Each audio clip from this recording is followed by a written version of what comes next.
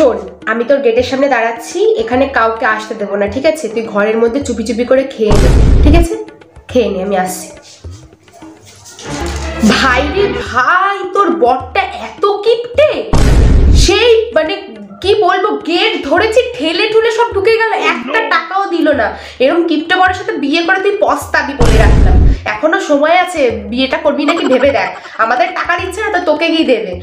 যাই হোক, এই টাকা যদি তুই না হাত খসিয়ে দিয়েছিস, দেখিস কিন্তু খবর আছে তোর, বলে দিলাম। বরকে বলবি টাকা দিতে। শোন, এই বরের জুতোটা নিয়ে এসছি, এটা আমি তোর ঘরে ওই আলমারির পিছনে রাখছি, এখানে কেউ সন্দেহ করবে না। যদি বলেছিস পিরিত দেখিয়ে, তাহলে কিন্তু খবর আছে, এখানে রেখে দিলাম। आज मैं फ्रेंड्स की शादी